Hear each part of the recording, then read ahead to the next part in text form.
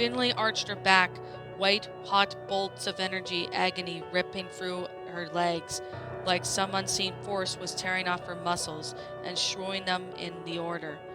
She gritted her teeth, but she cried out as the ring of magic spiraled around her and then dissipated. Her legs trembled, her stomach recoiled every inhalation, as she was collapsed into pain by the necessity of letting each breath out again. Don't pass out, don't pass out, don't pass out, don't pass out, don't pass out. What's taking so long? Willem pantomimed a yawn. Why are you even trying? This isn't some particular trick. Venley wheezed. She had performed the 3 castings so far, and she was exhausted.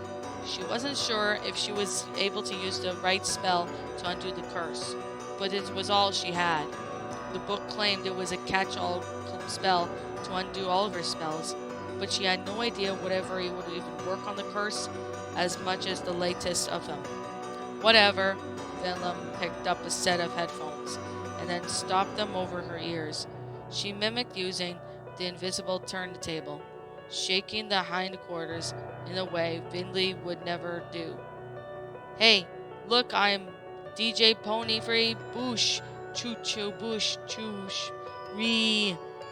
Venom and Voron interrupted her with her terrible expression of Vinley's music. Be quiet! Venom's expression became metontious. Eventually, the conversation from the attic was still weighing on her back of her mind, since she flopped into a vacant chair and muttered to herself, Why should we even be here to take her back? We were just fine without her. Better than fine, Voron said very quietly. Mind your tongue. We need Vandala because we are a family, and family is everything. We managed for 10 years without her. If you are not prepared to speak out loud, do not speak at all. Muttering to oneself is unladylike.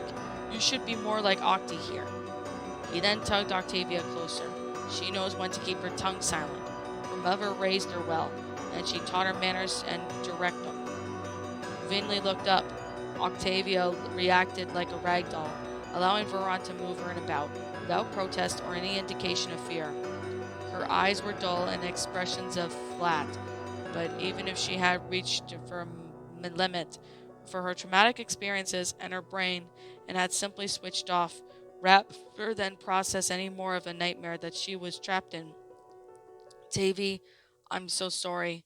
Quod factum est, I am pendum solvere.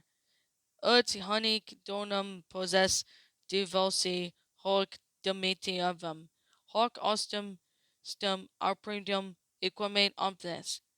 Vinley was getting used to this incarnation, as she was didn't able to keep her eyes on the page to read it. All was just as well, as her stomach rebelled when she had the spiral, glittering magic envelop her once more. Ego placement mengine Marie Veris Meta Vita Sepetic Equity de Barragi. Fire raced through her veins. Her eyeballs felt like they were exploding in her skull. Her forelegs refused to hold her up this time. She collapsed onto her side before the spell was done, kicking it uselessly. The scream in her throat became a guttural moan, and then a wet eviction that was left of her stomach.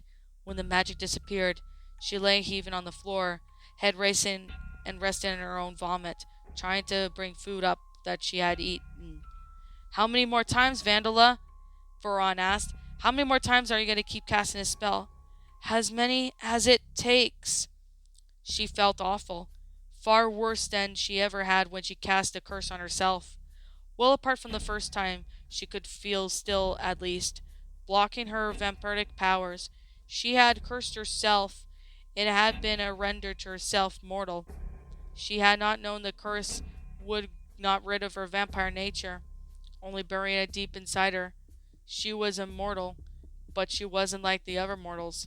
In fact, she had carried with her every hour, or every day in 10 years, and yet she would not do anything indifferently. Those 10 years would have been with Octavia, and then it had been all but broken on deception. The happiness they had experienced together was worth 10,000 curses and more counterspells. Everything she did now, she did for Octavia. She didn't know, but she would have saved her. If it meant sacrificing herself, it would make sure Octavia lived to see the morning.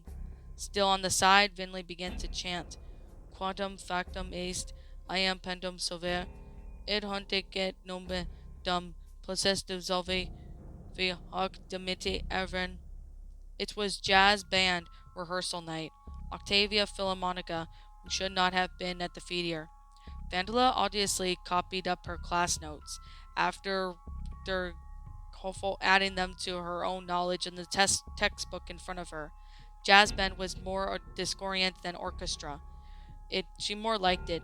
Something about out of the freedom of investments appealed to her. When the orchestra was about to participate in every detail until whole sympathy was perfect, jazz intentionally broke the rules, created new patterns, and sound that may sound sweet, may sound dissonant, but they always passionate.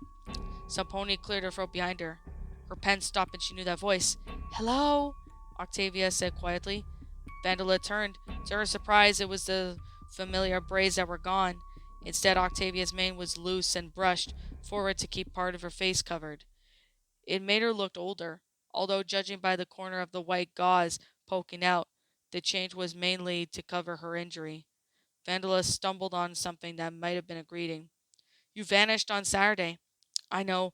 I'm sorry. I had to get home. I hadn't realized how late it had gotten. A lie.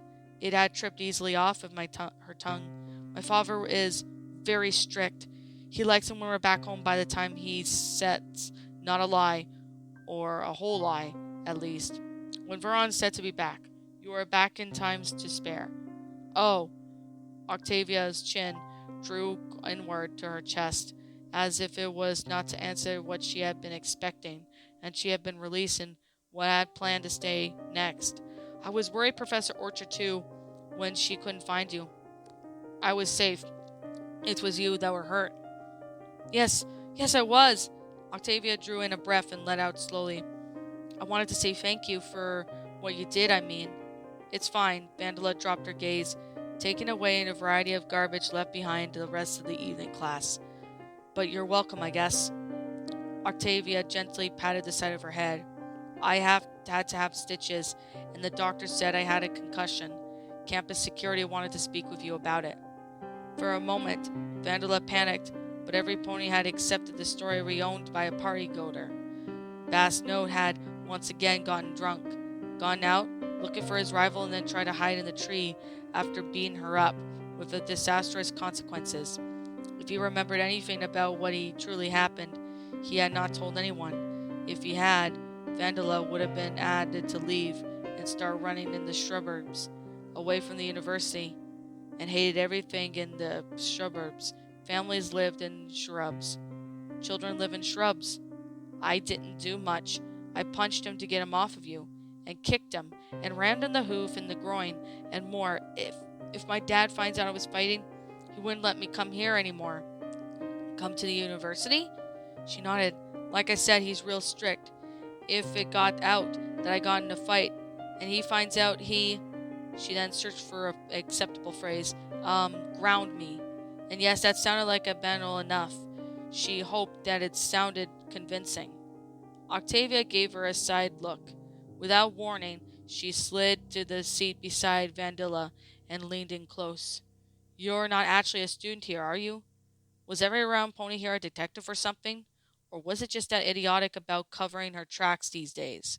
She never used to be so careless. Damn it. Octavia's gaze flickered to Vandala's pen, which snapped in her hoof. She blinked in surprise. Gosh, don't worry. I'm not going to tell anyone. Professor Orchard lets me stay. It's gathered as much, and she seemed rather close. Close? They were barely acquaintances, weren't they? Then again, Professor Orchard had gone out of her way to accommodate Vandala's desire to learn magic, when she really didn't have to. Did that make them even more than acquaintances? For some reason, that made Vandala's heart lurch. She didn't tell if it was in shock, revulsion, or fear. Not really, she said, feigning nonchalance. University professors don't give up Saturdays to students' lessons, especially when students who aren't paying university fees, Octavia pointed out. Oh, well, I guess I'm certainly grateful for it. I'd be in a proper mess right now if you hadn't come to the campus when you were there.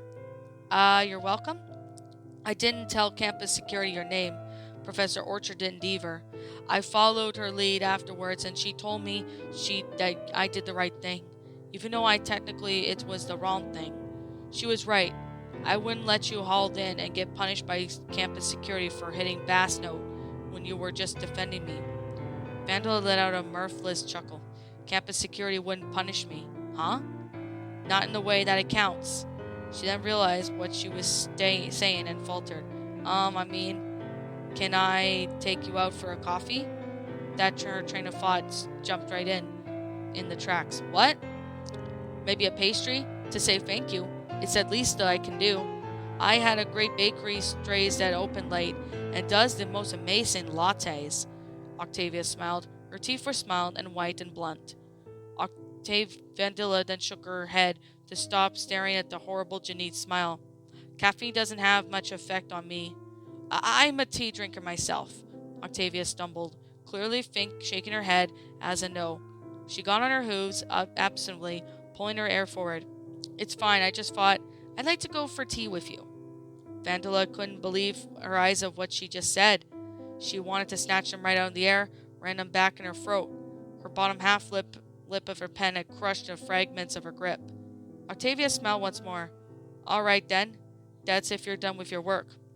I'm done. Vandala scooped everything into a saddlebag that she had been appropriated for during one of the nighttime book jaunts. It had a picture of some pony called Barry Trotter. On the side, she allowed the broken pen to tumble into the bag, too, hiding it under the notebook. Excellent. My treat, then. Then, Octavia winked, for my knight in shining armor. The corner of Vandala's mouth tugged upwards of its own will. You're very strange. In a good way, I hope. She was smiling. She was actually smiling. Not the type of smile of a hunter inching its prey into the dark alley either. She couldn't stop her lips from curving upwards. Yes, she said, and meant it. In a good way.